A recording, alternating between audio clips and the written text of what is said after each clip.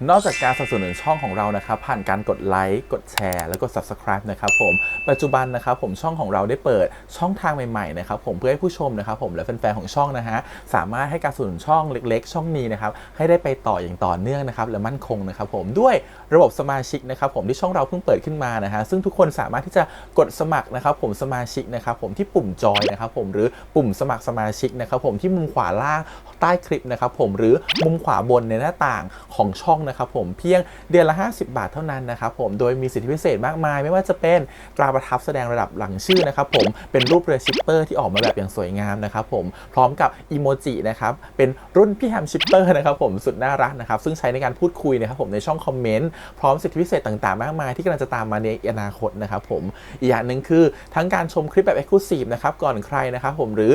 โอกาสที่จะได้ทำกิจกรรมต่างๆร่วมกันในอนาคตนะครับผมก็สำหรับสมาชิกเท่านั้นนะครับผมที่เก็บสิทธิ์นี้เอาไว้ให้กับทุกๆท่านนะครับแต่หากระบบสมาชิกยังไม่หนำใจนะครับผมเรายังมีช่องทางอื่นให้สนับสนุนกันนะครับผมไม่ว่าจะเป็นระบบซุปเปอร์แตงนะครับผมซึ่งหากผู้ชมเนี่ยเจอสัญลักษณ์นะครับรูปหัวใจนะครับผมที่มีดอลลาร์ไซน์นะครับผมหรือสัญลักษณ์รูปเงินดอลลาร์อยู่เนี่ยข้างใต้คลิปใดคลิปหนึ่งเนี่ยสามารถที่จะคลิกนะครับผมเพื่อโดเนทนะครับผมแทนคำขอบคุณนะฮะเพื่อเป็นการสนับสนุนช่องได้นะครับหรือจะเป็นการโดเนทนะครับผ่านบัญชีธนาคารนะครับผมซึ่งได้ใส่รายละเอียดเอาไว้แล้วนะครับข้างใต้คลิปนี้นะครับผมเอาไว้ที่คำบรรยายใต้คลิปนอกจากนั้นนะครับผมเรายังได้เปิด Line Open Chat นะครับซึ่งชื่อว่า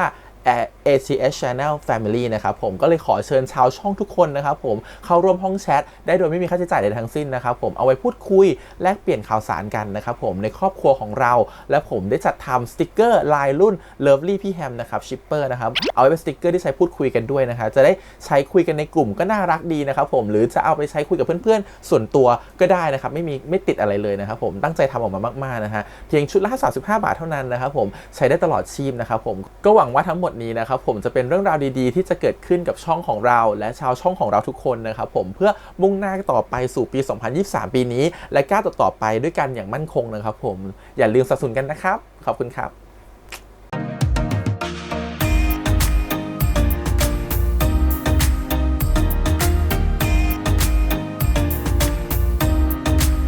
สวัสดีครับยินดีต้อนรับสู่ช่อง ATS Channel นะครับกับพบกันอีกครั้งการ reaction นะผมวันนี้อยู่พี่แฮมนะครับกับการซีรีส์เรื่อง My Stand In ครับตัวนายตัวแทนนะครับผม EP ที่ 9 นะครับผมเรื่องราวเนาะเข้ามาสู่4 ตอนสุดท้ายแล้วนะครับผมเรื่องราวก็จะมีความเข้มข้นขึ้นนะฮะและเป็นความเข้มข้นที่ตัวของพี่หมิงน่ะเขารู้ความจริงแล้วนะครับว่าโจคนนี้คือโจในอดีตแต่มันดันมีเหตุการณ์คือมันดันเจอโจตัวจริงสิครับโจที่เคยตกหน้าผาไปทำไมถึงกลับมาแล้วร่างสภาพเป็นยังไงอยากจะรู้มากๆเลยนะครับผมว่ามันเกิดอะไรขึ้นกับโจคนนั้นกันแน่แล้วเรื่องราวมันถึงแบบว่าดูกับตลปัดแบบนี้เดี๋ยวเราไปดูกันซิว่าเรื่องราวจะเป็นยังไงแต่ก่อนอื่นเลยขอบคุณก่อนนะครับผมทางไอฉีอีที่อนุญาตให้ reaction ได้นะครับไปดูกันเลยครับผมกับ My Stand In ตัวนายตัวแทนครับผม EP ที่ 9 ไปเลย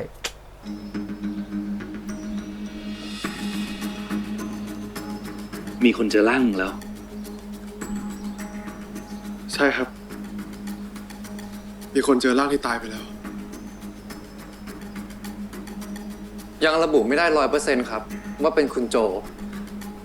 แต่ถ้าดูจากเสื้อผ้าที่ติดตัวมาก็มีความเป็นไปได้สูงครับ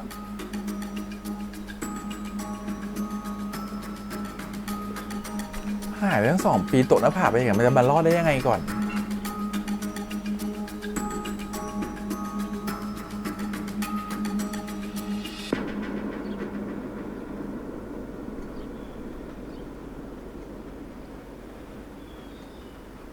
อ๋อเจอเป็นศพหรอไม่ได้เจอเป็นคนหรอไม่ว่าสิ่งที่เจอจะใช่ผมหรือเปล่าผมก็อยากไปพิสูจน์ด้วยตาของตัวเองโอเคไหมพี่ก็โอเคแล้วมั้งพี่ไม่รู้ว่าพี่ต้องรู้สึกยังไงพอคิดว่าจะต้องมาก็กลัวเสียใจแล้วก็อะไรไม่รู้เต็มหัวไปหมดเลย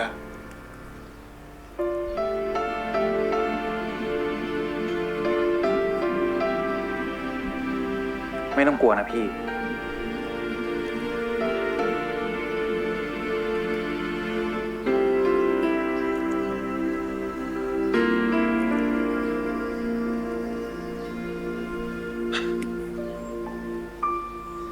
พวกคุณมาที่นี่ เรื่องโจใช่ไหมครับ ใช่ ยังไงซะ โจเขาก็เป็นเพื่อนของพวกเรา ขอพวกเราเข้าไปดูหน่อยแล้วกัน ตอนนี้คุณยังไม่สะดวกครับ เพราะว่าคุณหมิงกำลังให้เจ้าหน้าที่พิสูจน์ DNA อยู่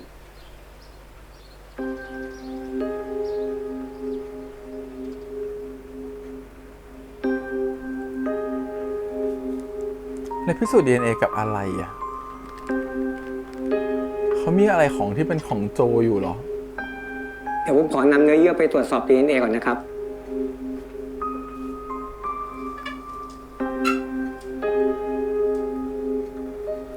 เอาไว้ผลตรวจออกเมื่อไหร่ ผมจะรีบแจ้งพี่วุฒิให้ทราบนะครับ เฮ้ย พวกคุณมีสิทธิ์อะไรมาจัดการเรื่องนี้ตามใจชอบ ยังไงพวกเราก็จะเข้าไปดูด้วย ใช่ป่ะพี่วุฒิเอาจริงๆนะ ตอนนี้พวกเราเข้าไปก็วุ่นวายเขาเปล่าๆด้วยกำลังของทางนั้นน่ะ นี่น่าจะเป็นวิธีที่เร็วที่สุดแล้วนะ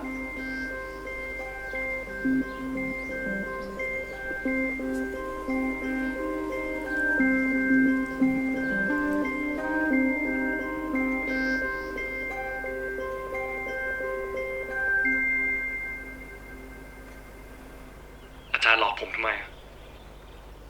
อาจารย์ไปหลอกเราตอนไหน ก็อาจารย์ทำให้ผมเชื่อว่า โจคนใหม่ก็คือโจคนเก่า แต่ตอนเนี้ยผมเจอโจคนเก่าแล้ว เราแน่ใจได้อย่างไรว่านั่นคือโจคนเก่า ทำไมจะไม่ใช่ล่ะอาจารย์ นี่อ่ะมันพี่เขาชัด ความจริง บางครั้งมันก็มองด้วยตาไม่ได้ ๆพอเลยอาจารย์ ผมไม่เชื่ออะไรอาจารย์เลย แค่นี้นะครับ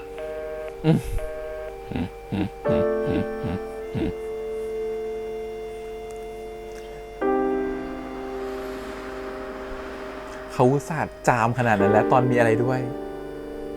ยังคิดไม่ว่าไม่ใช่ ปล่อยให้พวกมันจัดการกันเองแบบเนี้ย แน่ใจได้ไงว่าผลมันจะเชื่อถือได้อะ สอนไม่เอานะเรื่องแบบเนี้ยไม่มีใครเขาล้อเล่นกันหรอก ทุกคนก็อยากรู้ความจริงทั้งนั้นน่ะ โดยเฉพาะ หมิง พี่วุฒิครับ หึ ผมไม่ได้อยากถามพี่มานานแล้วครับทำไมพี่ถึงให้บ้านผมกับหมิงครับ คือตั้งแต่เกิดเรื่องกับมึงเนี่ย กูเขาพยายามจะโทรหาญาติพี่น้องของมึงที่เหลืออยู่เนี่ยนะ แต่ว่าพอพวกเขารู้เรื่องเนี่ย ทุกคนแม่งก็จะแย่งสมบัติมึงอะคนนั้นจะเอาบ้านคนนี้จะเอารถ แล้วพอหมิงเขารู้เข้า เขาก็เลยมาเอาของมึงไปดูแล ถึงผมจะไม่ชอบอะแต่ก็ดีกว่าปล่อยให้ของของพี่ต้องหายไปนะ แต่พี่ก็ยังไม่เข้าใจอยู่ดีอะว่าทำไมหมิงก็ต้องเก็บของของพี่ไว้ด้วยอะ ถ้าถามกูเนี่ย กูคิดว่า ผมบอกแล้วไง ที่มันทำทั้งหมดอะเพราะมันแค่รู้สึกผิด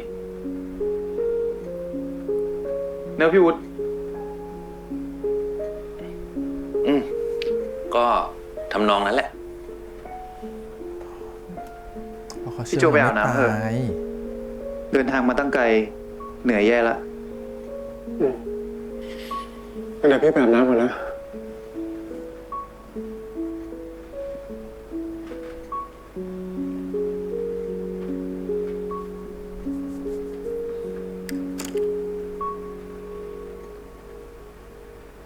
เมื่อกี้พี่จะพูดอะไรอะ กูว่าแค่ พี่เชื่อจริงๆเหรอ ว่าคนอย่างมันจะกลับใจมารักพี่โจจริงๆอะพี่ก็รู้นี่ ว่าใครที่เป็นคนทำให้พี่โจต้องเป็นแบบนี้ กูรู้ แต่มึงเชื่อกูนะซอน ทุกๆอย่าง มันไม่ได้ง่ายอย่างที่มึงอยากให้เป็นหรอก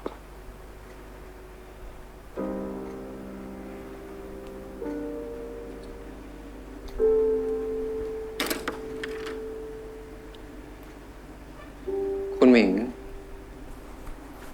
ทานอะไรสักหน่อยไหมครับ ไ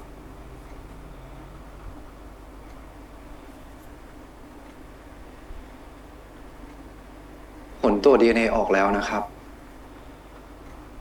คุณหมิงจะให้ผมบอก หรือว่าคุณหมิงจะเอาไปดูเองครับ ถ้าอย่างนั้นเดี๋ยวผมอ่านให้ฟังนะครับ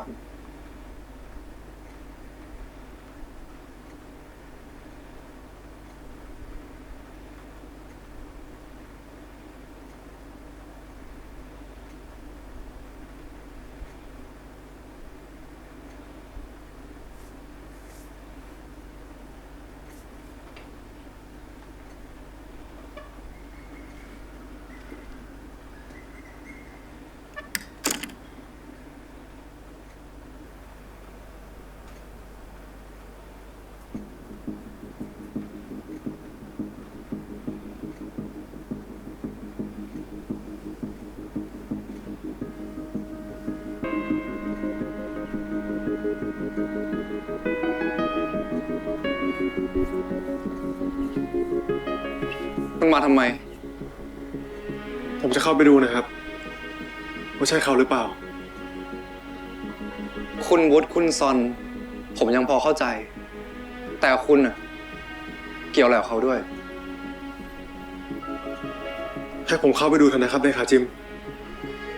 ไม่มีอะไรน่าดูหรอกคุณ คนตายไปหลายปีแล้ว มีแค่ซากกระดูกเท่านั้นแหละ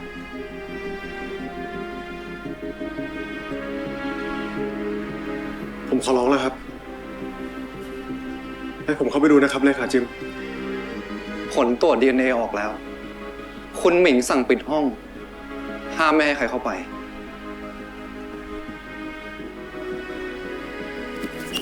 ไม่ได้ครับเลขาจิม ยังไงผมก็ต้องรู้เรื่องนี้ให้ได้ถอยไปครับ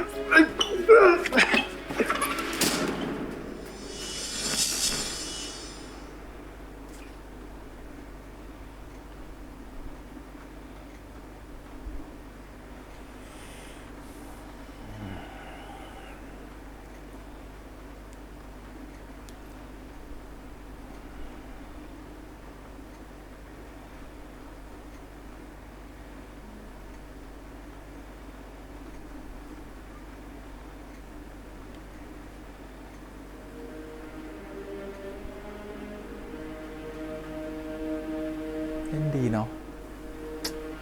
เล่นละเอียด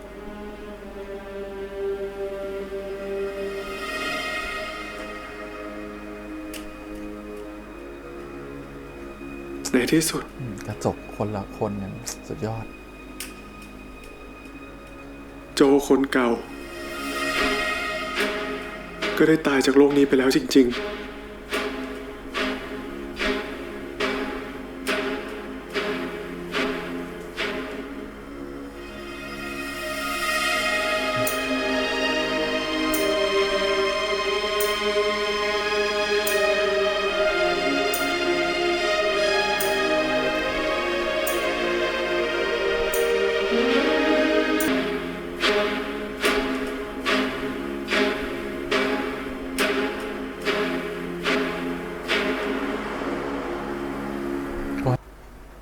ขอโทษด้วยนะพี่ที่เมื่อคืนทำให้เป็นห่วงอะ ถ้ามึงทำใจไม่ได้เนี่ยนะไม่ต้องฝืนนะไอ้เรื่องทั่วไปที่เหลือทั้งหมดเนี่ย เดี๋ยวกูกับไอ้ซอนจัดการให้เอง ขอบคุณนะครับ แต่ผมโอเคแล้วแหละ ถ้าคิดในแง่ดีมันก็เหมือนผมได้เริ่มต้นชีวิตใหม่โดยที่ไม่มีอะไรคาใจครับ ก็จริงของพี่โจนะ แบบนี้ก็ออกใบมรณบัตรได้แหละ สมบัติของพี่จะได้ตกไปอยู่กับญาติพี่ ถึงมันจะใหญ่แค่ไหน ก็ไม่มีสิทธิ์มาเอาของพี่ไป แต่ถึงยังไงพี่ก็เอาของทุกอย่างกลับมาไม่ได้อยู่ดีอะ เรื่องนั้นไม่ต้องห่วง เดี๋ยวผมซื้อคืนมาให้พี่เอง เฮ้ยไม่เป็นไร ผมซื้อเก็บไว้ให้เฉยๆ พี่มีเมื่อไหร่ก็ค่อยคืน แต่ว่าก่อนที่จะไปถึงตรงนั้นเนี่ย คือหมิงเขาจะจัดงานศพให้มึงที่วัดแถวๆเนี่ย เฮ้ย ทำไมไม่ไปจัดดีๆในกรุงเทพอะ ก็เพื่อความรวดเร็วไง ให้ทุกอย่างมันเร็วที่สุด สวดแล้วก็เผาเลย แม่งมีสิทธิ์อะไรวะ แบบนี้ผมไม่ยอม เอาหน้า คนมันก็ตายไปต้องนานแล้วอะจัดวันเนี้ยถือว่าช้ามากแล้วนะเอาจริงๆก็ให้ทุกอย่างมันจบเร็วที่สุดอะดีแล้ว แล้วก็โจ ยังไงซะนี่มันก็เป็นร่างของมึงอะกูอยากไปส่งมันเป็นครั้งสุดท้าย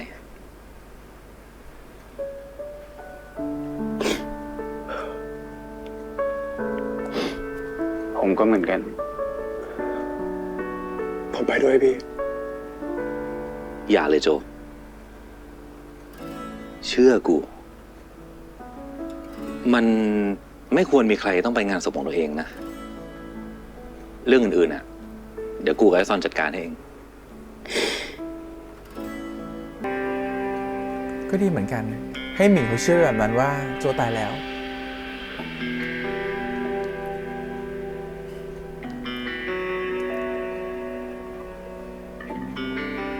จะได้รู้ว่าเขาจะรักโจคนนี้ได้ไหม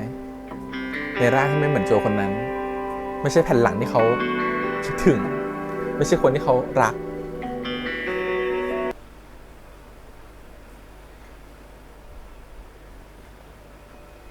พี่โจอยู่ไหนอะ หมิงปล่อยพี่ไปเถอะนะ ไม่ ผมอยากอยู่กับพี่โจ ถึงวันที่เขาเสียเขาไปเนาะ เรามาเริ่มต้นกันใหม่ เหมือนกับ นะ เราเป็นสาเหตุให้เขาต้องแบบไม่ได้อยู่ตรงนี้แล้ว หมิงต้องบอกพี่ตอนนี้มันก็สายไปแล้วหมิง อืม ผมสัญญานะว่าผมจะไม่ให้พี่เป็นตัวแทนใครอีกแล้ว ไม่ต้องเป็นแล้ว พี่ไม่อยู่แล้ว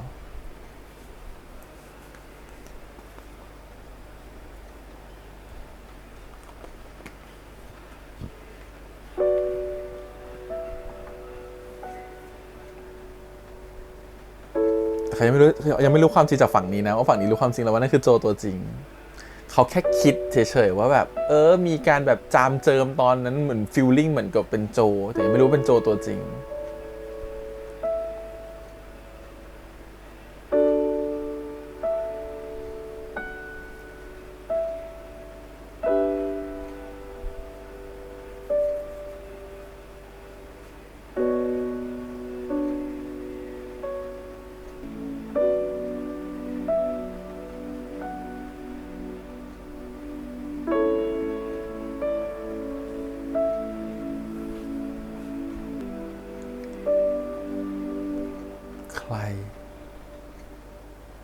ใครมา ใครมา โจจะมา พี่โจ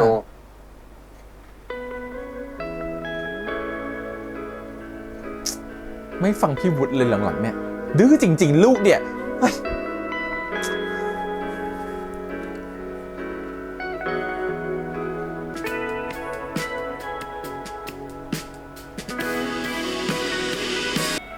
แต่ลึกๆแล้วผมแม่งก็ยังมีความหวังอยู่นะ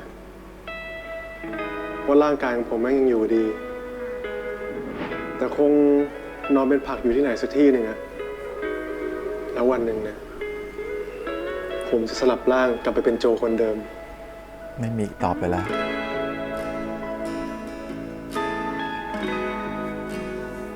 มาแค่นี้แหละ มาเพื่อให้รู้ว่าฉันได้ไหว้แล้วอย่างน้อยฉันได้มาทำหน้าที่ของฉันในฐานะตัวฉันเอง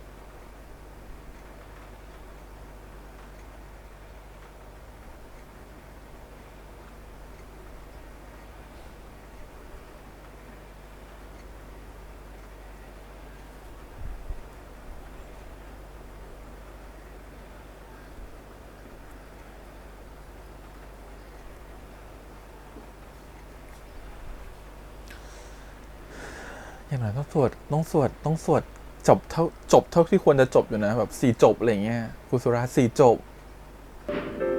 ขอบคุณนะหมิงที่ทำให้ฝันของพี่เป็นจริงนะ ไม่อยู่ ถ้าพี่ แล้ว ชอบพี่ก็ปั๊มกุญแจไว้ให้ผมดิ เขายังตายคนเดียวเลยนะไม่มีใครมางานเขา พี่เป็นคนชวนผมเองไม่ใช่เหรอวันก่อนอะ นี่มิงจะย้ายมาอยู่พี่แล้วจริงๆเหรอ ฮะ ก็ใจร้ายไปนิดนึงเนาะบางทีมันจะมีคนที่รักโจอีกเยอะเลยในกรุงเทพอะเขาอาจจะอยากมาไหว้ศพก็ได้ เพราะในฐานะคนอื่นเขาก็คงคิดว่าโจได้จากไปแล้วอะ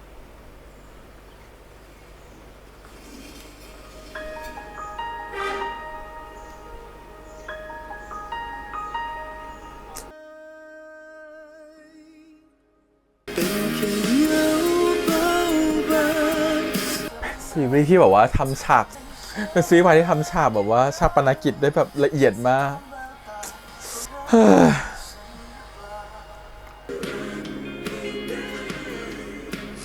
คุณร้องไห้ทำไมตอนเนี้ยฮะ คุณร้องไห้ทำไมตอนนี้คุณร้องไห้ทำไมตอนเนี้ยฮะคุณร้องไห้ทำไมตอนนี้ ชอบฉากนี้จังเลยอะ คุณร้องไห้ทำไมตอนเนี้ย โจไม่เอาโจ คุณร้องไห้ทำไมตอนเนี้ย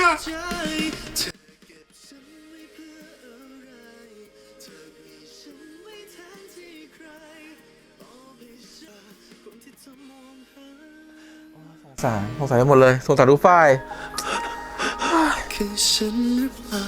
บาปกรรมของเธอแล้วแหละหมิงเอ้ย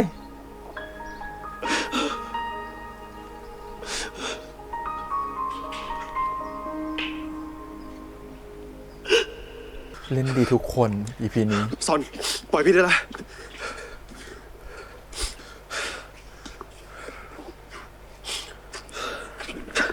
ไอ้โจ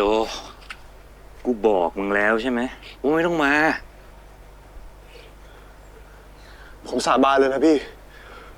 ว่าผมจะไม่มีทางอภัยให้กับเขาเด็ดขาด พูดเลยนะ แม่จดไว้ด้วยนะ ไม่เกิน EP นี้หรอกฉันว่า อภัย มึงจะเอาอะไรอีก ผมจะบอกว่า เรื่องของพี่โจทุกอย่างต่อจากเนี้ยผมจะจัดการเอง หมายความว่าไง ทุกอย่าง ทั้งอัฐิทั้งมรดกทั้งหมด แต่พี่โจเขาก็มีญาติพี่น้องของเขานะเว้ย ผมให้เลขาจิมไปเคลียร์หมดแล้ว ตอนนี้สมบัติทุกอย่างของพี่โจ เป็นของผมตามกฎหมาย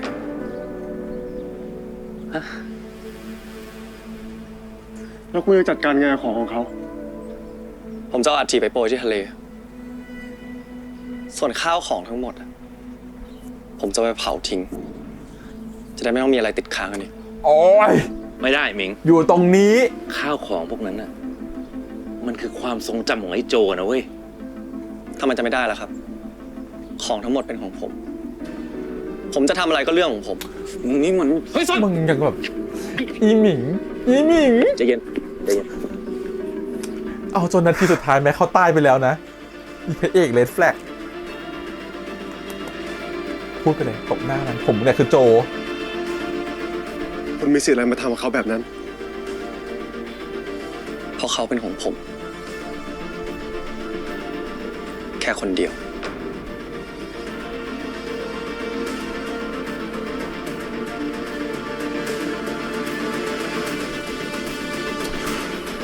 รักมากห่วงมากของฉัน ปิดหูปิดตาหมอดูไม่เชื่ออะไรทั้งสิ้นแล้วตอนนี้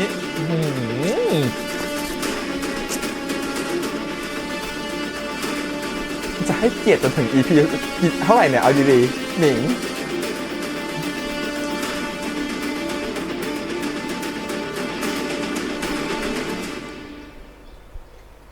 เชี่ยแม่งมากเกินไปละ ต่อให้บ้านมันใหญ่แค่ไหนอะครั้งนี้ผมไม่ยอมจริง กูอ่ะกำลังคิดว่าทางนั้น ไม่น่าจะจัดการอะไรได้เร็วขนาดนี้ ทั้งเรื่องเอกสารทางกฎหมาย ทั้งเรื่องโอนกรรมสิทธิ์ พี่ก็คิดเหมือนพี่วุฒิเขาแล้วแหละ อาจจะเป็นแผนหลอกให้เราตัดใจระหว่างที่เขาดีลกับญาติพี่อะ ไม่เป็นไร เดี๋ยวกูพยายามดีลให้สำเร็จเอง แต่ว่าระหว่างเนี้ย มึงต้องใจเย็นๆ อย่าไปทำอะไรนะ โอเค ครับ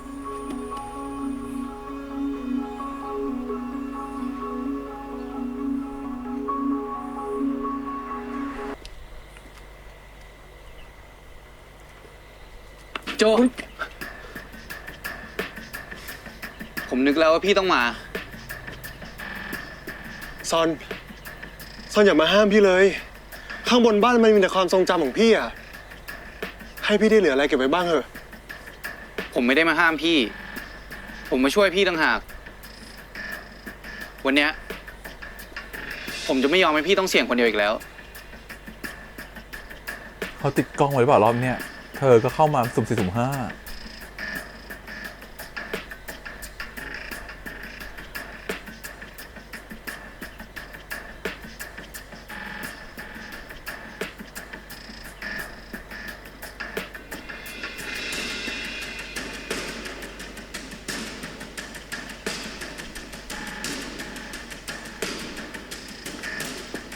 ไม่มีกุญแจเปล่า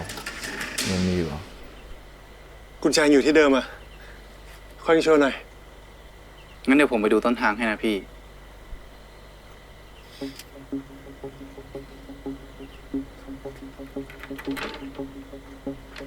พี่โจ ว่าไง ถ้ามีอะไร พี่ต้องเรียกผมนะ ขอบใจนะ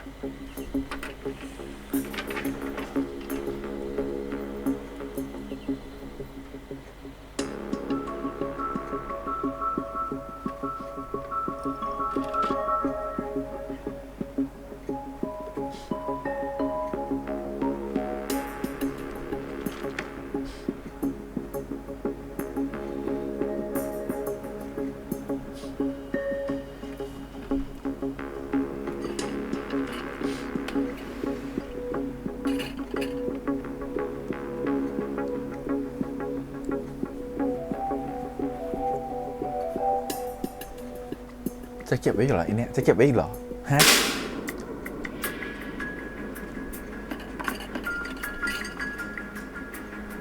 พี่โจ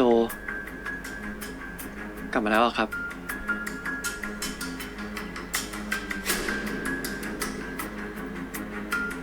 ซอนเธอไม่เห็นเหรอบ้านมันสว่างแล้วตอนเนี้ย ไม่ใช่นะ คนที่รู้ว่ารูปมันเก็บอยู่ที่ไหน แล้วแก้วสำคัญกับเรายังไง ก็มีแค่พี่ไม่ใช่หรอครับ คุณโจเขาตายไปแล้วไงครับ คุณเองก็เป็นคนเผาศพเขานี่ คุณลืมไปแล้วเหรอ ถึงร่างกายนั้นจะเป็นของพี่อะแต่ตอนนี้พี่อยู่ที่นี่ไง ยิ่งพอผมเห็นพี่โกรธตอนที่ร่างกายพี่ตายไปอะผมก็ยิ่งมั่นใจ ก็จะฉลาดวางแผนซ้อนแผนหลอกให้มาที่นี่ งั้นแปลว่า ที่นายบอกว่านายจะทิ้งของทุกอย่าง ก็เพื่อเป็นแผนที่จะล่อให้พี่ออกมาใช่ไหม ทำไมพี่ไม่บอกผมล่ะครับว่าพี่กลับมาแล้วอะทั้งๆที่พี่ก็อยู่ข้างผมมาตลอดอะ ก็ถ้าพี่บอกอะนายก็เอาพี่เป็นตัวแทนของไอ้ตรงไปตลอดชีวิตอะดิ ผมขอโทษ แต่คนเดียวที่ผมคิดถึงคือพี่นะ 3 ปีที่ผ่านมา ผมคิดถึงพี่ทุกวันเลยนะ มันไม่จริงหรอกหมิง เพราะถ้านายคิดถึงพี่จริงอะตอนเดียวกันนายคงไม่คิดถึงไอ้ตรงหรอก ตอนที่นายขังพี่อะตอนที่นายทำพี่ตายอะไม่ใช่เพราะนายรักไอ้ตรงเหรอ ไม่ใช่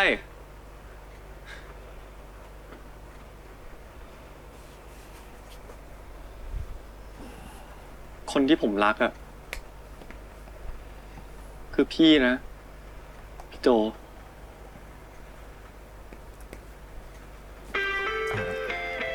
ฉันจะไม่ให้อภัยมันอีกเลยเนี่ยลูกเราเนี่ยจดไว้จดไปละไม่เกิน EP ฉันบอกแล้ว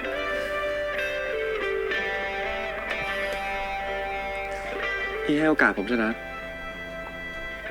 เรามาเริ่มต้นกันใหม่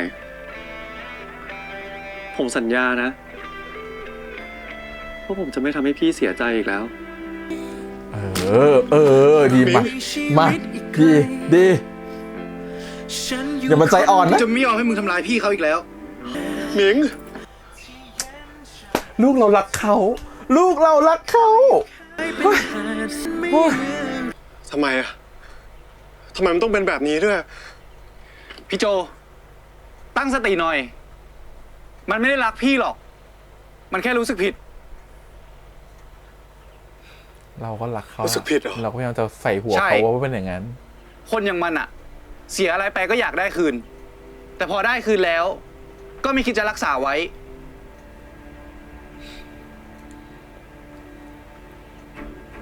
ใช่เพราะถ้าเกิดว่าพี่ไม่ตายอะ มันจะรัก ตลอดชีวิตเนี้ย พี่คงเป็นตรงไปตลอด เขาก็คงเอาพี่ไปเป็นตัวแทนของไอ้ตรงมัน เออมันจะคิดได้แล้วก็คิดไม่ได้อีกแล้วปวดหัว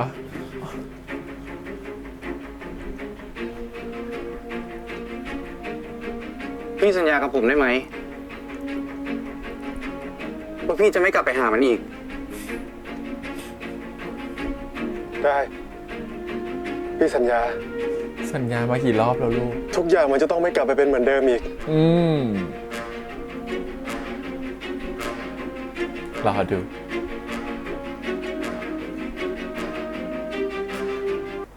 โอเคนะไม่ต้องตรวจงานใกล้ชิดขนาดนี้ก็ได้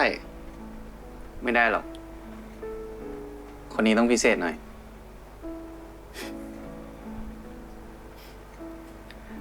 เสร็จละอยากจะแก้อะไรก็แก้เองแล้วกัน ฉันชอบยิ้มลำคาญ เป็นอะไรของเขาเนี่ย คิดถึงเมื่อก่อนนะที่พี่คอยมาเป็นพี่เลี้ยงผมตลอดเลย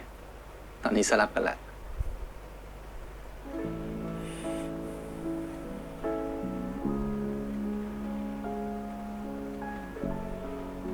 ถึงพี่จะอยู่ในร่างเนี่ยนะ พี่ก็ยังเป็นพี่นายนะเว้ย ผมรู้ ถึงพี่จะอยู่ร่างไหน ผมก็รู้สึกกับพี่เหมือนเดิมนั่นแหละ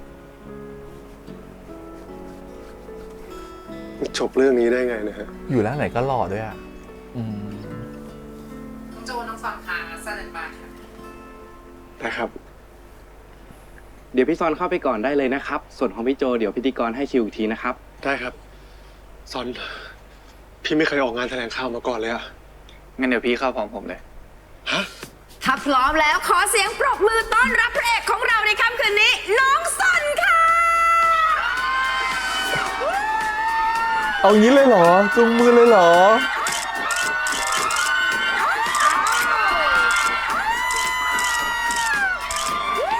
คือฟอนเขากะจะมัดมือชกเลย ประกาศออกแถลงข่าวฉันว่า อุ้ยแต่ละน้องซอนมากับใครคะเนี่ย เนี่ย ฉันว่า อ๋อ นี่แฟนผมเองครับ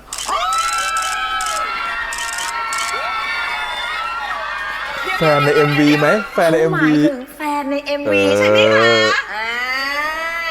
อ่ะขออนุญาตถามน้องโจสักหน่อยดีกว่า น้องโจเป็นยังไงบ้างคะกับการร่วมงานครั้งแรกกับน้องซอน ก็จริงๆก็ตื่นเต้นครับ จริงๆตอนนี้ก็ยังตื่นเต้นอยู่ครับ โอ้ยเป็นพี่ที่ตื่นเต้นค่ะ สมองไหล โจทำให้ผมนึกถึงรักครั้งแรกครับ เป็น MV ช่วยสารฝันผมครับ โอ้ยงั้นแสดงว่า อย่างนี้พวกเราก็จะได้มีโอกาสเห็นทั้งคู่ร่วมงานกันอีกใช่ไหมคะ เรื่องนั้นก็ มาละ มาละ มันมีตัวเผือกอยู่ น้องหมิงอ๋อเอาของมาเซอร์ไพรส์น้องซอนด้วยเหรอคะเนี่ย ว้าว พระเอก MV ตัดหน้าเป็นไหมล่ะ ปาดไหมล่ะ ปาด แฟนคลับเขางงกันหมดแล้ว อ๋อ แสดงว่า MV อันนี้จะต้องมีภาคต่อแน่ๆเลยใช่ไหมคะ ฉันกราบพิธีก และน้อ ร งหมิงก็จะเล่นเป็นมือที่ 3 ด้วยในเพลงต่อไปอ่า เปิดมาขนาดนี้ อยากดูไหมคะทุกคน ฉันกราบพิธีกรมากเลยแก้วมหาเฉพาะน้อยเก่งมาก รอดูผลงานต่อไปกันได้เลยค่ะ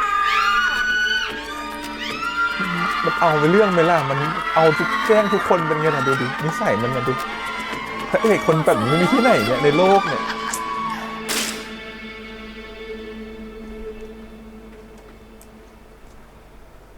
พี่วุฒิทำไมงานผมมีแขกไม่รับเชิญเข้ามาได้ คือเฮียเชิญหมิงเข้ามาเองแหละ วันก่อนเนี่ยหมิงติดต่อเฮียมา บอกว่าอยากจะมาร่วมงานกับพวกเราด้วย เฮียก็เลยจัดซีนเปิดตัวแบบฉ่ำๆให้ ดูสิแฮชแท็กของงานวันนี้เนี่ยขึ้นอันดับ 1แล้ว ยังไงพวกเราต้องขอบคุณหมิงเขานะ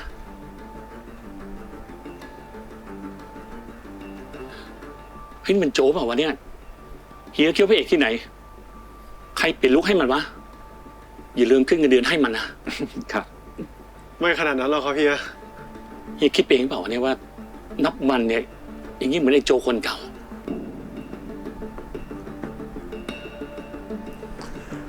เฮียไม่ได้คิดจ้ะทุกคนก็คิด คือผมนี่โชคดีนะครับ ที่ชื่อเหมือนกับพี่เขาอะทุกคนก็เลยน่าจะเอ็นดูผมกันหมดเลยครับ แค่คิดได้อย่างนี้ก็ดีละตั้งใจทำงานนะอย่าทำให้โจคนเก่าเสียชื่อ เฮียปลัดครับ ผมว่าเดี๋ยวเราออกไปที่งานกันเลยดีกว่าครับ สปอนเซอร์รออยู่เยอะเลยครับ สิบิงซอนไปด้วยกันเฮียแนะนำเพื่อนเฮียเนี่ยให้แกสองคนรู้จัก งั้นเชิญทางนี้เลยครับ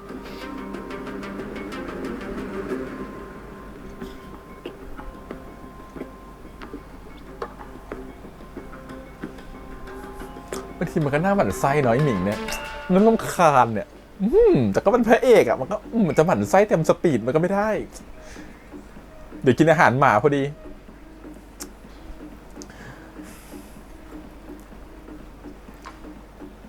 ชนแก้วด้วยคนได้ไหมครับ โจ นักข่าวอยู่กันเยอะนะ พี่คงไม่อยากโดนเอาไปเมาส์หรอกว่า เป็นนักแสดงหน้าใหม่ที่ไม่มีมารยาท นายนี้ก็ยังชอบบังคับคนอื่นเหมือนเดิมเลยนะ แต่ผมว่าพี่ดื้อขึ้นเยอะเลยนะ ก็เพราะพี่มีบทเรียนไง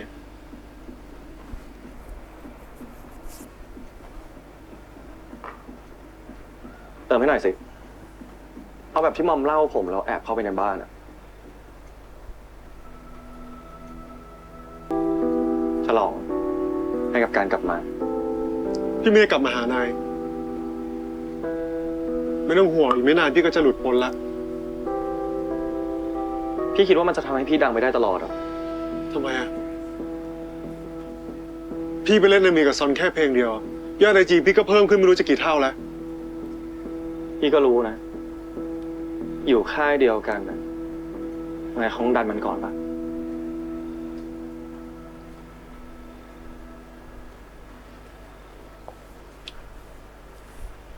พี่เชื่อผมนะ มาอยู่กับผมเถอะแล้วผมจะให้ทุกอย่างที่พี่ต้องการเลย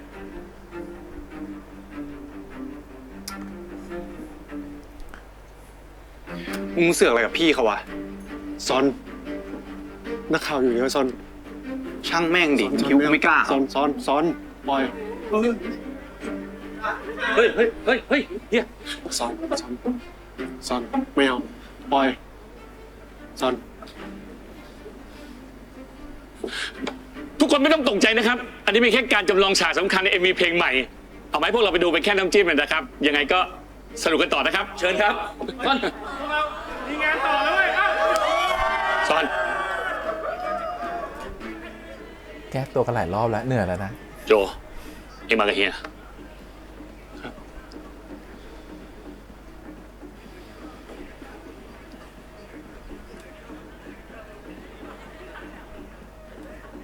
เฮียคาดหวังในตัวแกนะอายุแกยังน้อยนิสัยแกก็ดีเฮียอยู่ในวงการนี้มานานเลยอยากจะบอกอะไรแกตรงๆ ครับพี่ วงการนี้เนี่ยมีแต่คนหล่อคนสวยเยอะแยะทำไมหลายคนเนี่ยดังหลายคนก็ดับ ทำไมล่ะครับ เพราะคำว่าโอกาสไงหลายคนได้รับมันแต่ก็ไม่คว้ามันไว้บางคนเนี่ยหนักกว่านั้น ทั้งชีวิตไม่เคยได้ยินคำนี้วันนี้เนี่ยโอกาสมาจอดรอแกอยู่ตรงหน้าแล้วแต่แกไม่คว้ามันไว้อันนี้โคตรโง่เลย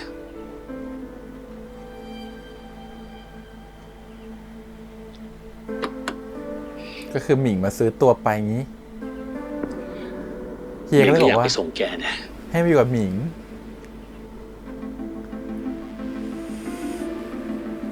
อย่าทำให้เฮียผิดหวังนะ คนมันรวยกว่ามันมีอำนาจมากกว่า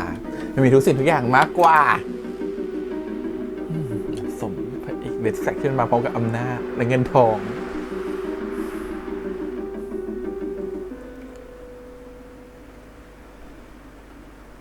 นี่หมิงต้องการอะไรจากพี่กันแน่อะ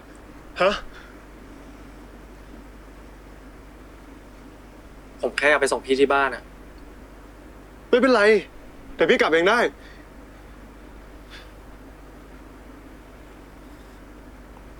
พี่โจ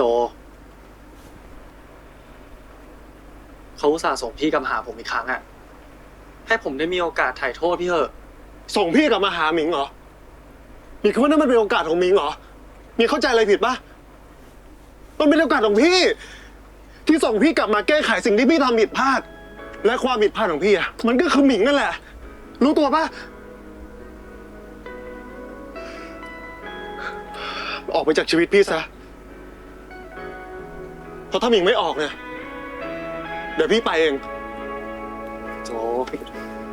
จอดรถบอกให้จอดรถไงปล่อยโจบอกให้จอดรถไงปล่อยไม่จอดใช่ป่ะหมิงได้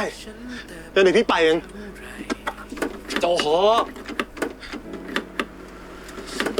ปล่อยโจ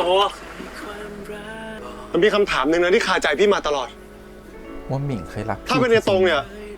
หมิงก็คงไม่ใช้ด้าหันหลังเพราะอยากเห็นแล้วหล่อของมันใช่ปะโจมันเลือกวิวดีด้วยนะหัวลำโพงตอนตี 3 ตี 4เนี่ยสิ่งที่ผมรักในพี่ตรงอ่ะก็คือแผ่นหลังของเขาในหนังบอกเขาไปที่จริงๆแล้วมันก็คือแผ่นหลังของพี่ไงทีนี้พี่เข้าใจหรือยังอะว่ารักแรกและรักเดียวของผมอะมันก็คือพี่มาโดยตลอดอะเขาได้รู้วันนั้นที่ไปกอดเธอเพราะนี้มันสายไปแล้วหมิง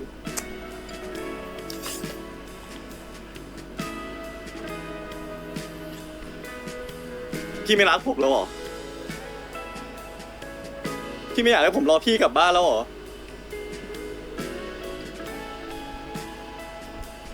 รักสิหมิงพี่ก็รักหมิงมาตลอดนั่นแหละแต่ความรักของพี่มันตายไปพร้อมกับโจคนเก่าแล้วหมิงแล้วถ้าเกิดว่าหมิงอยากจะถ่ายโทษให้พี่นะหมิงก็ปล่อยพี่ไปเถอะพี่ขอร้องครับ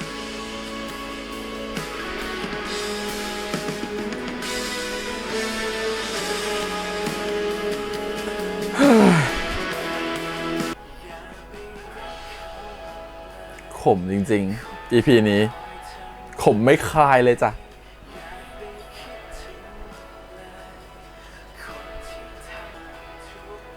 ไปเอาเขาขึ้นมาไม่ยอมพี่ไปไหนไม่ได้พี่ยังเหลือสัญญากับผมอีกครึ่งปีฉลาดผมรู้ว่าตอนนี้พี่เกลียดผม แต่ผมจะใช้เวลาที่เหลือทำให้พี่กลับมารักผมมาอีกครั้งไม่งั้นยึดบ้านนะเว้ยอู้ชอบอ่ะโดรนนี่เธอเคลียร์ถนนให้ได้ขนาดนี้เนี่ยมันต้องแบบช่วงตี 3 ตี 4เท่านั้นนะบ้านอยู่แถวนี้ฮะขับผ่านบ่อยรู้โอเคครับผม EP นี้ไบโพล่าเนาะคนดูอย่างเราก็ไบโพล่าขึ้นลงขึ้นลงคือมันแบบมันเหมือนพอเราดูไปอ่ะมันก็จะแบบตกลงฉันต้องเอาใจช่วยโจฉันจะด่าโจหรือฉันจะเอาใจช่วยหมิงหรือฉันจะด่าหมิงฉันก็คือมันทำตัวไม่ถูกมันงงเพราะรู้สึกว่าด้วยความที่ตัวละครตัวหนึ่งเนี่ยอย่างหมิงเนี่ยก็เป็นพระเอกเลสแฟลกมากๆคือมันก็แบบ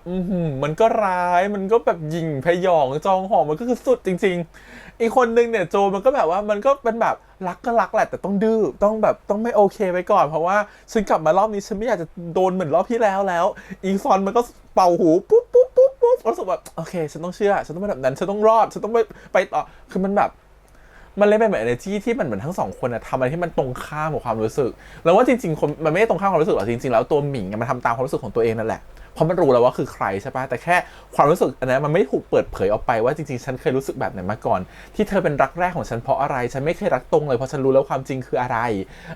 แต่คนที่มาทำตรงข้ามความรู้สึกตอนนี้มันคือตัวของโจงอะมันเลยเหมือนกับว่าพอหมิงมันด้วยความนิสัยพื้นเพนิสัยของมันเราอยากจะด่ามันอยู่แล้วมันน่าโมโหมันน่าหงุดหงิดอยู่แล้วแต่ด้วยความที่เราเห็นว่าเขาพยายามจะแสดงพิสูจน์บางอย่างให้รู้ว่าฉันยังรักเธออยู่นะฉันขอโทษตอนนี้ฉันมีโอกาสแล้วฉันขอชดใช้อะไรบางอย่างให้เธอได้ไหมมันเหมือนเราก็จะเอาใจช่วยเขาใช่ไหม อีกใจหนึ่งก็เหมือนกับแบบก็อยากจะเอาใจช่วยโจแต่ก็แบบไอ้โจก็ไปไหนไม่รอดว่ะถึงเอาใจช่วยมันให้หนีมันก็หนีไม่รอดเพราะดูสภาพความเป็นอยู่มันก็ยังไม่ได้แบบนู่นนี่นั่นเนาะยังต้องให้คนอื่นพึ่งพายังต้องให้คนอื่นช่วยอยู่อย่างเงี้ยมันก็รู้สึกแบบลำบากมันก็เลยจะเอาใจช่วยให้หนีก็หนีได้ไม่เต็มสูบอะไรอย่างเงี้ยส่วนอีกใจหนึ่งก็แบบว่าจะเหมือนกับแบบจะเอาใจช่วยให้เหมือนกับแบบอยู่กับเขาก็แบบก็สงสารอีกก็แบบก็เข้าใจเขาแหละก็ที่อารมณ์แบบว่าตัวโจมันบอกว่าจะให้อยู่เหมือนเดิมได้ยังไงเนี่ยเมื่อเธอไม่เคยรักฉันเลยฉันอุตส่าห์ได้โอกาสมาครั้งที่2แล้วโอกาสที่2ไม่ใช่ให้เธอมาคืนดีฉันแต่โอกาสที่2คือให้ฉันได้ออกจากเธอสักทีมันก็เลยแบบเข้าใจทั้งคู่เลยพูดแล้วก็เหนื่อยคือรู้สึกแบบเข้าใจทั้งคู่แต่ก็โอเคในเมื่อสุดท้ายat the end มันต้องคู่กันถูกไหมมันก็เลยต้องแบบว่าโอเคถึงจะเข้าใจทั้งคู่ถึงจะเห็นด้วยกับใครก็ตามแต่ฉันก็ต้องเก็บเอาไว้ว่าเขายังคู่กันเขายังต้องรักกันก็เลยต้องแบบว่าโอเคพยายามจะไม่ด่ามากพยายามจะไม่ดุมากเพราะเดี๋ยวรู้สึกว่าด่าไปก็เป็นหมายอยู่ดีเพราะสุดท้ายเขาจะรักกันคิดว่าตอนต่อไปก็คงจะได้กันอีกแล้วนะฮะแน่นอนสภาพกอดกันแบบนี้ตอนต่อไปคงได้กันแน่นอนไม่น่าจะเกินเรื่องจริงนะครับเพราะว่าดูอย่างนี้ปุ๊บเนี่ยคิดว่าตอนต่อไปก็คงจะแบบฝั่งหมิงน่าจะจีบโจนน่าจะแบบโอเคถ้าสมมติว่าฉันได้โอกาสแล้วขอครึ่งปีเนาะครึ่งปีฉันขอจะจีบเธอใหม่ละกันคิดว่า EP หน้าน่าจะจีบหนักเลยแหละน่าจะลุกจีบเหมือนกับว่าจีบแบบมันอารมณ์กึ่งง้อกึ่งจีบว่าให้เธอกลับมารักฉันอีกละกันอะไรเงี้ยทั้งนี้จริงเนี่ยเราสำหรับพี่รู้สึกว่าตัวโจมันน่าจะจีบไม่ยากแค่เข้าหาบ่อยๆเพราะลึกๆโจมันรักหมิงอยู่แล้วมันไปไหนไม่รอดอยู่แล้วใจมันอ่อนมันเป็นคนแบบรักเขาแล้วรักเลยเหมือนที่พี่บอกมันเป็นแบบคล้ายๆแบบสต็อกโฮล์มซินโดรมมันรักคนที่เขาทำร้ายเราแต่มันรักไปแล้วมันก็ออกไม่ได้มันชอบเขาไปแล้ว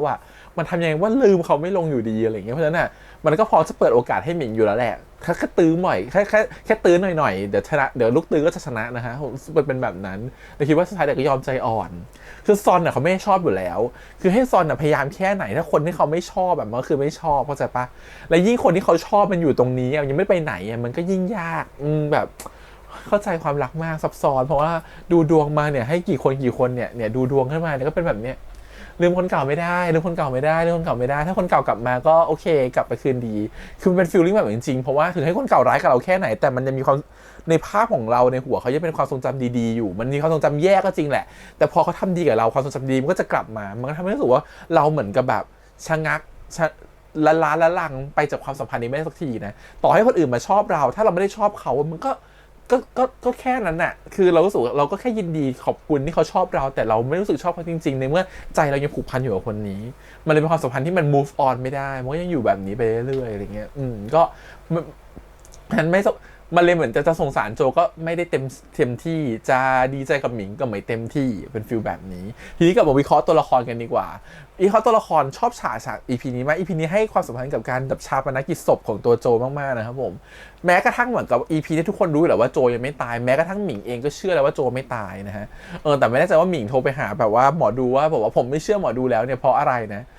สงสัยอาจจะเบี้ยวค่าตัวหรือเปล่าไม่แน่ใจอะไรแบบว่าไม่เชื่อละเวลาจะได้มาหาอีกอะไรอย่างงี้ด้วยจะได้เบี้ยวค่าตัวจริงๆเชื่อจริงๆรู้อยู่แล้วว่าเขาใช่หมอดูพูดถูกแต่คือแบบว่าแกล้งไม่เชื่อหรือเปล่าอะไรอย่างเงี้ยจะได้ไม่ต้องเสียค่าตัวเพิ่มอันนี้แกล้งพูดเล่นๆนะแต่ไม่แน่ใจว่าเป็นอย่างนั้นหรือเปล่าเพราะว่าเขาโกหกทุกคนได้ไงแต่เขาไม่ควรโกหกคนที่เป็นแบบคนที่ชี้ทางให้เขาว่าจริงๆแล้วเขาควรรอนะเพราะว่าสุดท้ายเขาจะกลับมาคือถ้าเขาไม่มีหมอดูคนเนี่ยเขาอาจจะไม่รอแล้วก็ได้เขาอาจจะรู้สึกว่าพี่โจไม่อยู่แล้วก็ได้แต่เขายังอยู่ยังทนรอยังเชื่อมาเสมอว่าพี่โจยังอยู่เนี่ยก็เพราะหมอดูนะเราไม่แน่ใจว่าสิ่งที่เขาพูดออกไป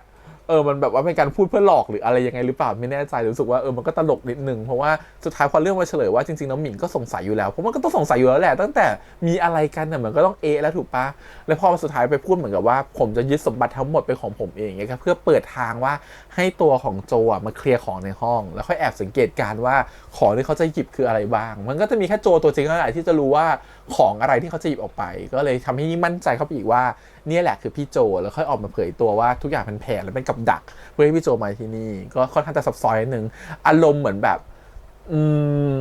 พยายามจะวางแผนให้เป็นการคอนเฟิร์มสิ่งที่อยู่ในใจแหละว่าเขาใช่จริงๆทีนี้การจัดชาปนกิจศพ1 วันนี้เราว่าน้อยเกินไปรู้สึกว่าตรงเนี้ยมันก็เป็นสิ่งที่ทำให้เห็นว่าหมิงมันก็ไม่ได้ดีขนาดนั้นน่ะแต่คือประโยชน์ที่พี่วุฒิพูดพยายามจะเหมือนกับให้เห็นว่ามันก็ผ่านมานานแล้วแหละเรื่องมันควรเป็นเรื่องเล็กๆไม่ควรเป็นเรื่องใหญ่แต่สำหรับเรารู้สึกว่าถ้าทุกคนรู้ว่าโจตายไปแล้ว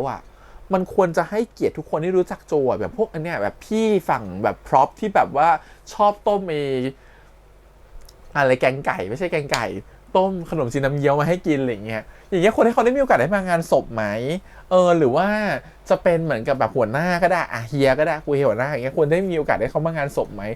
ยิมช่างแต่งหน้าอย่างเงี้ยคือมันมีอีกหลายคนที่รักโจไงควรให้โอกาสให้เขาได้มางานศพของโจคือในทุกคนไม่มีใครรู้ทุกคนหรอกว่าโจยังมีชีวิตอยู่ถูกปะแต่นะเขาได้รับรู้แล้วว่าร่างนั้นตายไปแล้วอ่ะเพราะฉะนั้นเขาควรได้มีโอกาสได้มาร่วมงานศพกับการที่แบบว่าแสดงความเสียใจกับการจากไปของคนคนหนึ่งอะไรเงี้ยแต่หมิงมันก็ร้ายเกินที่เหมือนกับแบบจัดวันเดียวไม่แคร์ใครไม่เอาเข้ากรุงเทพด้วยทั้งที่จริงก็มีเงินไงตัวนี้ก็เป็นสิ่งที่รู้สึกว่าหมิงก็ต้องการพยายามจะเหมือนกับแบบเร่งตัดตอนหลายๆอย่างเพื่อจะรีบหาให้2 เหตุผลนะ1คืออยากจะให้พี่โจที่เขากำลังสงสัยอยู่เนี่ยกลับมาเลยพยายามจะรีบ2คือเขารู้สึกแค่ว่าเขาอาจจะไม่อยากเห็นสภาพพี่โจเป็นแบบนี้ในความรู้สึกของเขาอยากจะให้พี่โจแบบว่าเหมือนกับกลายเป็นเหมือนกับอะไรนะสู่สุคติให้เร็วที่สุดอะไรเงี้ยอยากจะส่งให้พี่โจเพราะพี่โจก็นานมาแล้วที่พี่โจอยู่ในสภาพแบบนี้2 ปีกว่าแล้วอย่างเงี้ยอยากจะให้เขาไปอยู่ในจุดที่ดีที่สุดเร็วๆอย่างเงี้ยก็เลยรีบเน้นกระชับ1 วันแล้วก็จบพิธีแต่เรารู้สึกว่ามันก็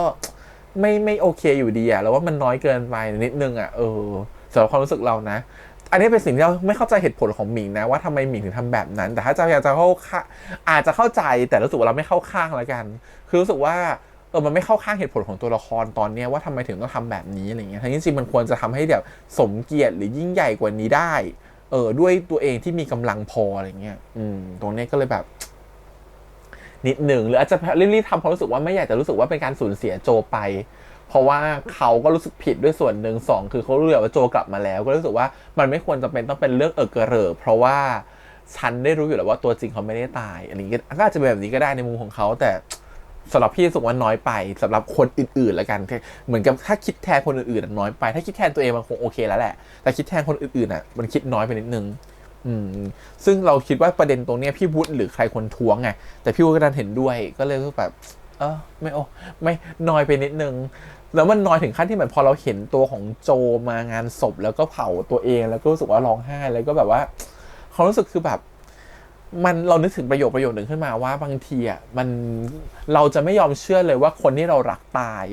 จนกว่าเราจะเห็นศพของเขาหรือจนกว่าจะรู้หรือจะมีหลักฐานอะไรบางอย่างเพื่อเป็นการยืนยันว่าเขาตายจริงๆมันคล้ายๆกับที่หมิงเป็นนะคือไม่เชื่อหรอกว่าพี่โจตายจนกว่าจะเห็นศพพี่โจก่อนนั่นคือเชื่อแล้วว่าโจตายหลังจากนั้นคือพีเรียดของการรู้สึกสูญเสียรู้สึกถึงอยากจะทำอะไรบางอย่างคือในช่วงของภาวะที่เรายังไม่รู้ว่าคนที่เรารักเป็นหรือตายหรือเป็นยังไงเราว่าภาวะแบบนี้คือภาวะที่เครียดที่สุดนะเพราะมันเหมือนจะมีเป็นภาวะที่มีความหวังอยู่ตลอดเวลาเป็นภาวะที่เราไม่รู้ว่าตกลงมันเป็นยังไงเราไม่อยากจะทำอะไรต่อไปเลยมันจะเป็นภาวะของความซึมเศร้าภาวะของการแบบอยากจะให้ชีวิตผ่านไปวันๆเพราะเราไม่รู้ว่าคนที่เรารักจากไปยังไงจากไปไหนแบบยังไงเขาไปอยู่ที่ไหนเขาหายสับสูญไปไหนไม่รู้แต่พอวันที่เราเจอเขาแล้วเป็นศพแล้วเราว่าตั้งแต่นับวันนี้ไปคือวันที่เขาจะทุกข์ในมุมของถ้าโจตายเลยจริงๆเราเขาไม่รู้ว่าโจนี่กลับมานะท่านนี้คือโจตัวจริงแล้วตายไปแล้วไม่มีโจคนไหนอีกแล้วแล้วว่าหลังจากเนี้ยคือหมิงถึงจะค่อยรู้สึกเสียใจแล้วก็ทุกข์แบบยาวๆเลยรู้สึกแบบคือความทุกข์เราจะเกิดหลังจากที่เราเชื่อแล้วหรือยืนยันแล้วว่าคนที่สิ่งที่เราคิดมันจริงซึ่งวันนี้มันคือวันนั้นเราเลยเข้าใจว่าทำไมตัวหมิงมันถึงร้องไห้ว่าพี่เขาจากไปแล้วจริงๆแหละแต่มันก็เป็นร้องไห้แบบรู้สึกผิดแฟลชแบ็กไปว่ารู้สึกผิดในสิ่งที่เกิดขึ้นเขาต้องสูญเสียร่างนี้ไปคนที่เราต้องสูญเสียร่างนี้ไปเพราะเขาแม้เขาจะรู้แหละว่านี่คือโจคนที่กลับมาอยู่ร่างนี้แต่มันไม่ใช่โจคนเก่าคนแผ่นหลังที่เขารักรูปร่างที่เขารักทุกๆอย่างมันคือเกิดจากการที่โจคนเก่ามันไม่มีอีกแล้วแล้วเขารู้สึกเสียใจที่ร่างนั้นมันไม่อยู่กับเขาอีกแล้วให้เขากอดอีกแล้วก็เลยเข้าใจเขาเหมือนกันในมุมของการที่ว่าเขาจะร้องไห้แบบว่าเป็นฟูมแบบเป็นวักเป็นเวรจนสุดท้ายเนี่ยคือขนาดถึงโจแบบโมโหว่าแบบว่าแกจะร้องไห้ทำไมเพราะแกไม่ใช่ที่ทำแบบนี้คือมันยิ่งไปต่อย้ำตัวหมิงว่าเพราะฉันแหละมันเพราะฉันจริงๆอะไรเงี้ยก็รู้สึกยิ่งรู้สึกผิดรู้สึกแบบเสียใจขึ้นไปอีกขณะที่ตัวของโจเองก็คล้ายๆกันคือฉันจะไม่ คือฉันรู้แหละว่าตัวเองอยู่ที่ไหนสักแห่งแต่คือมันมีความคิดของโจเคยบอกว่าตัวเองเป็นผักถูกปะฉันคงเป็นนอนเป็นผักอยู่ที่ไหนสักแห่งนะแล้ววันนึงของฉันคงได้กลับคืนร่างมันมีความฝันแบบนั้นอยู่มีความหวังแต่สุดท้ายมันได้เห็นว่าวันนี้ความหวังมันจบสิ้นไปแล้วเพราะร่างเขาได้ตายไปจริงๆเขาไม่มีทางจะกลับคืนร่างเนี่ยไม่ได้อีกแล้วเขาคงต้องอยู่ในร่างนี้ไปตลอดชีวิตร่างที่ไม่ใช่เป็นร่างของเขาร่างที่ไม่ใช่เป็นตัวตนเขาแล้วเขาก็คงหนึ่งคือรู้สึกเสียใจสองคือวันนี้เราได้เห็นร่างของฉันแล้วอ่ะก็คือกลับไปเหมือนที่พี่แฮมพูดคือเมื่อเราได้เห็นร่างแล้วเราถึงรู้สึกว่านี่คือการจากไปแล้วจริงๆร่างเราได้ตายไปแล้วจริงๆจากโลกนี้วันนี้ฉันได้อยู่ในร่างนี้อย่างเต็ม100%แล้วจริงๆแบบไม่มีความหวังแล้วอ่ะมันก็แบบร้องไห้เหมือนกันว่านี่คือการจากไปครั้งสำคัญของฉันในฐานะที่เป็นร่างกายของฉันอะไรเงี้ยก็เลยเข้าใจว่า2ฝ่ายร้องไห้เพราะอะไรแต่อาจจะมาร้องไห้เพราะคนละความรู้สึกกันนะฮะซึ่งตัวโจเองเนี่ยเรารู้สึกว่าเขาก็ไม่อยากจะทำร้ายเรือนร่างนี้มากไปกว่านี้หรืออย่างหนึ่งคือเขาก็รู้สึกว่าเขามาใช้ร่างนี้เนาะมันไม่ใช่ร่างของเขาก็อยากจะทำแบบบางอย่างไม่อยากทำแบบเหมือนกับที่เขาเป็น100%อะไรเงี้ยตัวนี้ก็คือส่วนหนึ่งเหมือนกันแล้วก็อีกอย่างหนึ่งคือการเป็นโจในร่างเนี่ยเขารู้สึกคือเหมือนเขาก็ได้โอกาสครั้งที่2เหมือนที่เขาคิดเนาะเขาก็อยากจะหลุดพ้นจากทุกๆอย่างที่มันเคยทำให้เขาเสียใจมาแต่สุดท้ายชีวิตมันก็เหมือนกับถูกผูกพันอยู่กับตรงนี้จนเขาหนีไม่พ้นอยู่ดีมันก็เป็นความรู้สึกคือแบบแย่เหมือนกันกับตัวเองพอสมควรนะว่าขนาดเรามาอยู่ในร่างใหม่แล้วยังทำให้ดีกว่าร่างเก่าไม่ได้เลยอะไรเงี้ยมันก็เป็นความรู้สึกปนๆกันที่ทำให้ตัวโจมันแบบเสียใจร้องไห้รู้สึกว่าแย่อะไรเงี้ยรู้สึกว่าพยมันจะแบบขัดแย้งกับความรู้สึกตัวเองว่าชอบหมิงไม่ชอบหมิงชอบหมิงไม่ชอบหมิงอะไรเงี้ยก็เป็นสิ่งที่เหมือนกันที่โจมันน่าจะนั่งคิดอยู่เยอะประมาณนึงว่าจริงๆแล้วฉันรู้สึกอะไรกับความรู้สึกตัวเองตอนนี้กันแน่รักก็รักแหละแต่ฉันก็รู้สึกว่าสิ่งที่เขาทำกับฉันมันแย่จนกว่าที่ฉันจะรักคือมันคิดด้วยเหตุผลหรือคิดด้วยความรู้สึกถ้าคิดด้วยความรู้สึกกับฉันรักแต่คิดด้วยเหตุผลคือแบบฉันจะไม่กลับไปเจอคนท็อกซิกแบบนี้อีกแล้วมันคล้ายๆกับความรักของคนทั่วไปครับถ้าสมมติเราเจอคนท็อกซิกแบบนี้มาแบบ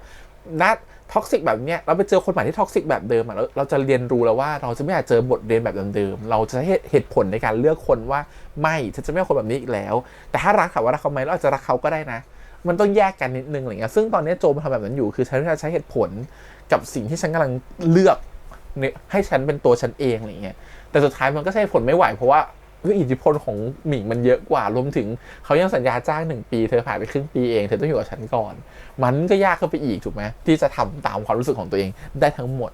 ตัวนี้ก็คือแบบว่าสำคัญก็เลยชอบนะ EP รู้สึกว่ามันทำให้เห็นถึงอย่างหนึ่งที่รู้สึกว่าคนดูอย่างเรามันฉุกคิดได้ว่าวันหนึ่งเราต้องถ้าเป็นหมิงโดยที่รู้สึกว่าการตายมันเกิดขึ้นได้จริงแล้วหมิงไม่รู้ว่านี่คือโจไม่มีโจอีกแล้วการเสียใจครั้งนี้คือที่สุดมันคือการที่เรารู้สึกว่าเรารู้สึกเป็นคนคนหนึ่งแล้วทำร้ายคนหนึ่งจนเขาเสียชีวิตจนเขาไม่ได้อยู่บนโลกนี้อีกแล้วเรารู้สึกว่าการที่เขาขยี้ฉากแบบว่างานศพมากๆเนี่ยก็เพราะว่าส่วนหนึ่งคือให้เห็นถึงว่าให้เราระลึกว่าคนคนหนึ่งสามารถจะจากเราไปได้ทุกเมื่อจากไปทุกเวลาเพราะฉะนั้นเราควรทำดีกับเขาหรือเราควรแบบไม่ควรทำไม่ดีกับเขาจนเขารู้สึกว่ากลายเป็นวันที่เขาเสียชีวิตมันกลายเป็นถ้าไม่อยากให้มันทำไม่ดีจนถึงขั้นที่เราคิดว่าเราเป็นสาเหตุหรือเปล่าที่ทำให้เขาเสียชีวิตบางคนจะรู้สึกแย่กับตัวเองมากๆเลยอะไรเงี้ยการที่เขาใส่ฉากการศพมาเต็มขนาดนี้มันคือทำให้รู้สึกว่านี่แหละคือวันสุดท้ายที่เราได้เจอกันแล้วมันคือคุณอาจจะไม่มีโอกาสได้กลับมาแก้ตัวอีกแล้วก็ได้นี่คือวันที่คุณหนีไม่พ้นและสุดท้ายก็ต้องมาเยือนคุณอยู่ดีมันเป็นแบบนั้นแล้วพอมันเกิดขึ้นมันก็เลยกลายเป็นว่ามันแทนจะที่ขยี้การศพว่าโจได้จากไปแล้วและความที่โจจากไปมันทำให้คนคนนึงเป็นแบบรู้สึกเสียใจแทบจะยืนต่อไปไม่ไหวขนาดไหนถ้าสมมติไม่มีโจตัวจริงแล้วเขาคงแบบแล้วว่าหมิงต่อจากนี้คงชีวิตลำบากคือแบบคงอยู่กับโจหมดความรู้สึกผิดไปอย่างนี้ไปตลอดชีวิตรู้สึกว่าตรงนี้คือสิ่งที่แบบเขาพยายามจะใส่ไฮไลท์งานศพมาเยอะมากๆเลยนะมันจริงๆมันไม่จำเป็นต้องใส่มาให้เยอะขนาดนั้นก็ได้เพราะเขาจะบอกทำพิธีศพ1 วันแล้วเสร็จใช่ป่ะแต่เขาอยากจะใส่เพื่อจะขยี้ว่าตัวละครต่างคนต่างรู้สึกยังไงนั่น1และ2คือให้เห็นคนดูก็ตระหนักถึงว่าเนี่ยแหละการจากไปมันเกิดขึ้นได้ตลอดเวลาเพราะฉะนั้นเราควรทำดีต่อกันไว้ก่อนที่เราจะจากไปมากกว่าอะไรเงี้ยก็ประมาณนี้ EP นี้นะครับผมส่วนคนอื่นเนี่ยซอนเนี่ยก็สงสารเนาะรักเขาแต่ก็ทำอะไรเขาไม่แบบทำไม่ได้เขาอีกฝั่งหนึ่งเขาก็ใหญ่กว่าเราอะไรอย่างเงี้ยอีกฝั่งหนึ่งเราไม่แค่ใหญ่กว่าลูกเราก็รักด้วยมันก็ยิ่งแบบ ซอนยิ่งเข้าหาลำบากเข้าไปอีกก็สงสารซอนเป็นนิดนึงนะขนาดจะซื้อของกลับมาให้เลยนะก็ซื้อไม่ได้เพราะหมิงเขากวาดไปหมดแล้วจ้ะซื้ออะไรกลับมาไม่ได้เลยจ้ะ เฮ้ยสงสารพระรองมันจะดีเสมอแหละแต่พระรองก็จะเป็นแบบนี้ตลอดนะฮะไม่ได้คู่กับคนที่เขารัก อ่ะโอเคทีนี้ EP นี้ไม่พูดถึงเรื่องตรงเลยไม่มีตรงออกมาเนาะเราว่าตรงตั้งแต่รอบก่อน EP ก่อนที่มันจะยืมเงินใช่ปะจะคุยเรื่องโปรเจกต์แต่ก็เพราะว่าเขาไม่มีเงินแสดงว่าเขาน่าจะไปที่เราบอกว่าน่าจะแบบไปหาเงินหรือเขาได้ไปติดหนี้หรือเปล่าไม่แน่ใจนะแล้วก็ต้องหาเงินมารีดใช้คืนแล้วรู้สึกว่าเดี๋ยวมันจะต้องมีอะไรเหตุการณ์บางอย่างให้รู้สึกว่าเนี่ยโจมันชีวิตมันเตรียมโต๊ะตรงมันชีวิตต้องเตรียมชิบหายแล้วมันต้องวายวอดแล้วคนที่จะทำให้วันวายวอดก็คือตัวหมิงนั่นแหละเพราะว่าฉันเผลอหลงรักคนหนึ่งมาโดยอย่างเข้าใจผิดว่าคิดว่าเขาเป็นเขาโดยประโยคที่เขาพูดว่าฉันคือแซนด์อินที่เล่นทุกฉากประโยคนี้มันทำให้ตัวของหมิงเนี่ยเข้าใจผิดมาตลอดแล้วสุดท้ายเขาก็หลงรักในรูปร่างนี้หลงรักในหลังนี้หลงรักในแผ่นหลังนี้โดยที่เขาไม่รู้เลยว่านั่นคือโจคนที่เขารักจนสุดท้ายไอ้ความหลงของเขาความเชื่อของเขาที่มีต่อตัวไอ้พี่ตรงอ่ะมันทำให้ถึงขั้นว่าเขาทำให้คนคนนึงจากไปอ่ะเพราะฉะนั้นหลังจากนี้เราว่าหมิงก็จะไม่ช่วยตรงแล้วเราคิดว่าหมิงอาจจะเป็นศัตรูกับตรงด้วยซ้ำเพราะตรงก็คือหนึ่งในสาเหตุที่ทำให้คนที่ฉันรักอ่ะเสียชีวิตเพราะฉะนั้นน่ะหลังจากนี้เข้มข้นและ3 ตอนสุดท้ายรอชมได้เลยนะครับว่าจะเป็นยังไงก่อนจะไปนะครับผมต้องขอชมด้วยนะครับผมก็คือว่านักแสดง2คนอัพและภูมิ EP นี้เล่นเยอะมากแสดงพลังเยอะมากเล่นดีทั้งคู่เลยเล่นโคตรเก่งเล่นดีแล้วอัพคือแบบอัพคือเล่นลึกเล่นเสียใจเล่นร้องไห้เล่นแบบหมดอะไรตายอยากได้เก่งมากจนฉันเชื่อว่าจริงๆแล้วเขาเป็นเรื่องจริงไม่เชื่อหมอดูแล้วจริงๆแต่สุดท้ายมาพลิกล็อกว่าจริงๆแล้วก็คืออาจจะเบี้ยวข้ามหมอดูหรือเปล่าแล้วก็จริงๆแล้วก็คือฉันรู้ตัวมาตลอดแค่วางกับดักอย่างนี้ก็รู้สึกแบบก็น้อยเนาะอุตส่าห์ใครเสียน้ำตาให้กับเมื่อกี้ไปคือรู้สึกแบบเธอรู้อยู่แล้วหรอตกลงเธอตกลงยังไงความรู้สึกเป็นอย่างนั้นว่าแบบมันหลอกกันได้ใช้น้ำตามาหลอกกันได้แต่คนที่ร้องไห้จริงๆคือน้องภูมิร้องไห้ดีนะคือภูมิคือร้องไห้ดีมากคือความรู้สึกคือเขาเล่นลึกและเล่นละเอียดมากแล้วแบบเหมือนน้ำตาสั่งได้คือจะร้องก็คือร้องได้เลยแล้วหยดลงได้เลยรู้สึกแบบเล่นดีเล่นลึกคือเล่นคนละแบบกับอัพคืออัพอาจจะมีความที่เขาเล่นเหมือนกับแบบว่าเขาดิ่งไปกับอารมณ์ตรงนั้นแล้วก็ร้องไห้แต่ของตัวของน้องภูมิเขาจะได้เหมือนกับแบบค่อยๆมามันเป็นเหมือนกับแบ็กกราวด์สตอรี่ดีเล่นเหมือนกับว่าเขามีเขาเหมือนเขาเป็นตัวละครตัวนี้จริงๆแล้วก็เหมือนกับฉันมีแบ็กกราวด์สตอรี่ที่เป็นสตอรี่ที่ทำการบ้านมาเยอะมากๆแล้วพอถึงจุดตรงที่มันแบบว่าอะไรมาสะกิดนิดนึงมันรู้สึกว่าเขาเป็นตัวเขาเลยแล้วมันก็ร้องไห้เลยรู้สึกว่าแบบเก่งรู้สึกว่าเป็นคนหนึ่งที่แบบเป็นนักแสดงใหม่ที่มากความสามารถรู้สึกว่าชอบในการแสดงของเขามากคือเล่นดีแล้วก็เล่นแล้วมีเสน่ห์เล่นรู้สึกว่าเล่นแล้วให้คนรู้สึกหลงรักเขาได้อันนี้คือเสน่ห์ของตัวภูมินะครับผมเจ๋งมากๆก็ประมาณนี้ครับผมขอบคุณอีกครั้งฝากกดไลค์กดแชร์กด subscribe แต่ถ้าเสียงทาง YouTube Instagram Twitter แล้วก็ Facebook พี่แฮมไปก่อนนะครับบ๊ายบาย